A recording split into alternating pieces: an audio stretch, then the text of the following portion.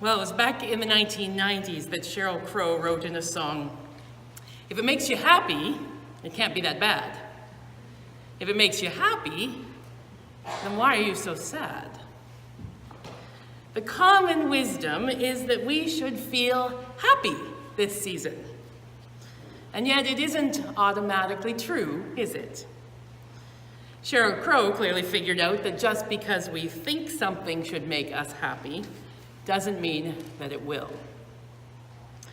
In fact, I think few of us feel as happy as we think we ought to feel in the holidays, which partly raises a question about why we're not happy, but even more raises the question about what happiness feels like and how happy we expect to feel.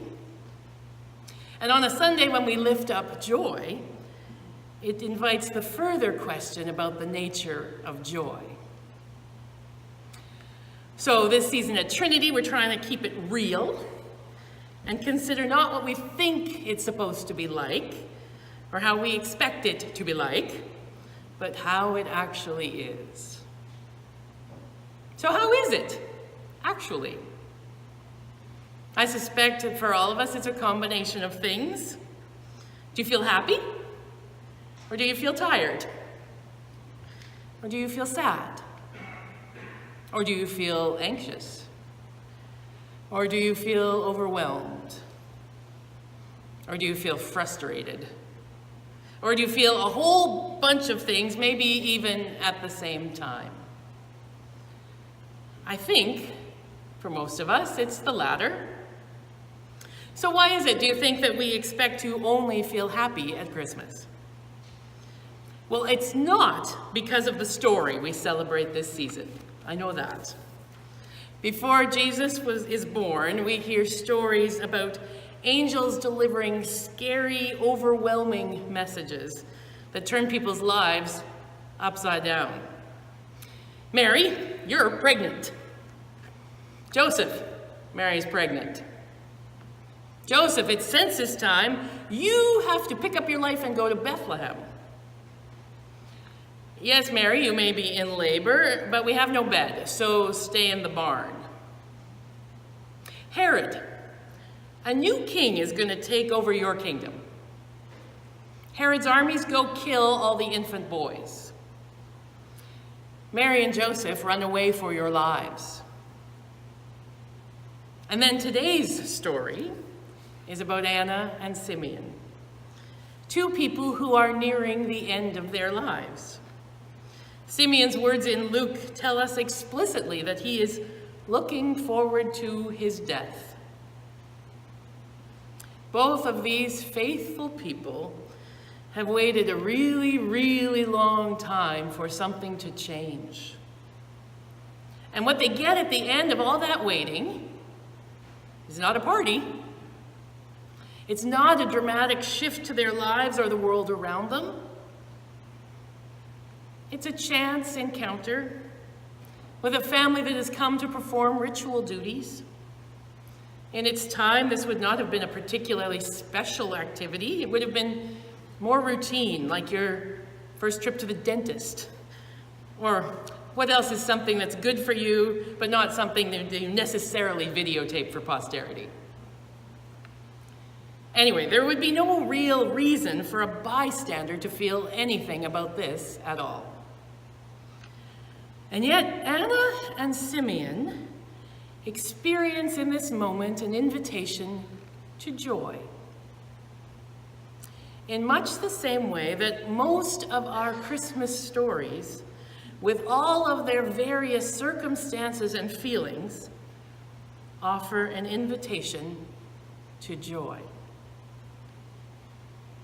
Because joy is much different than putting on a happy face. It's even different than feeling happy. The joy that Simeon describes comes because he perceived in this baby a confirmation that God had actually kept God's promises. That God had not forgotten Israel or the rest of the world, and by extension, him. And to him that mattered a lot. It meant for Simeon that he had not lived his whole life in vain. He was not forgotten. And as the story continues, Simeon blesses the parents, and he goes on to say to them, yeah, the road is going to be bumpy. There will be rejection and misunderstanding, he says, like the pain of a sword thrust through you. Great. Glory and anguish, beauty and sorrow, gladness and opposition, all of these and more are contained in this child, he says. And indeed, in each of our lives also. This life is wonderful and difficult. And God's promise at Christmas, God's promise in Jesus, is to be with us and for us through all of it. The ups, the downs, the hopes, the fears, the successes, and the disappointments. The accomplishments to savor and the mistakes to regret. All of it. God is with us and for us, not just some of the time, but all of the time. Even when we don't act as we want, even when we don't live into the identity God has given us, or make it to church on a regular basis. Even further, despite the pain and rejection that might come our way, we may trust that our lives are significant to the world and to God, that our lives matter, that they can make a difference, and that we are not alone in it. David Lowes argues that this is the kind of message that can give us all a great deal of courage, no matter how we are feeling. A courage that can allow us to anticipate opposition without fearing, or perhaps worse, hating those who oppose us. It is the courage that allows us to acknowledge when our hearts are pierced in a way that doesn't harden our hearts, but opens them to others whose hearts have also been pierced.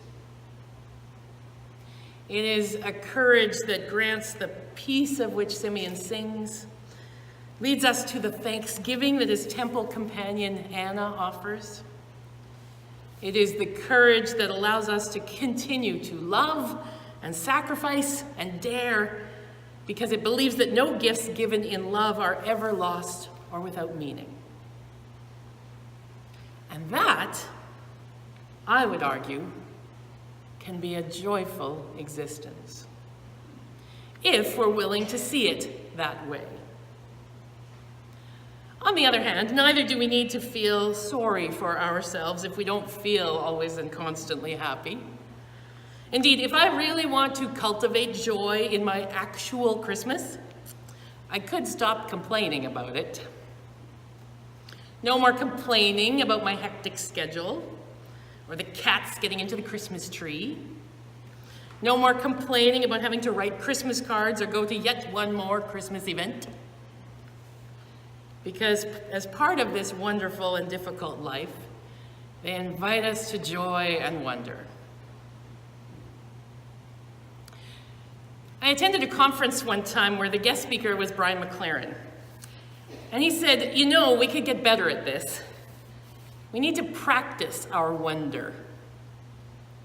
And I would add our capacity to find joy. And so he talked about looking at the sky or out over the edge of the Grand Canyon. At this time of year, we might think about the Northern Lights or Christmas lights. We might consider noisy celebration moments or quiet, holy moments. You know, think of those moments that you can't really describe with words and yet somehow you can't shut up about. Those are the moments it's like you're recognizing God in your midst, whether you can put your finger on it or not. Brian used the word "oh" to talk about it. He also acknowledged that words don't get to the heart of it. They can't match what we mean somehow. He said, but sometimes you can find it when you sing. And he remembered with us the way it feels when you sing, oh, as in Gloria. And then he said, try it, practice with me. So maybe you will try it with me. Close your eyes if that helps. But enter into a stage of simplicity where you can come into the presence of God just as you are. It's okay if you don't know all the answers or even all the questions. Just be willing to be here. And now, think of all of the things you would be sorry to lose. And be grateful for the gifts, the accomplishments, the rewards, the friends, the solitude, the loved ones, the food, the pets, everything you would put into your joy box. The homes, the experiences, the support and wisdom along the way. Feel the awe. Feel the joy of all you take for granted. And if you dare, sing it. Gloria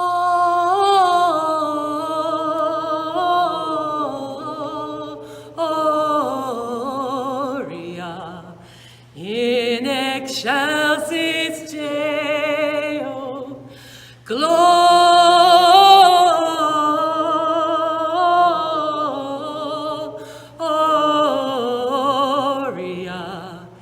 in excelsis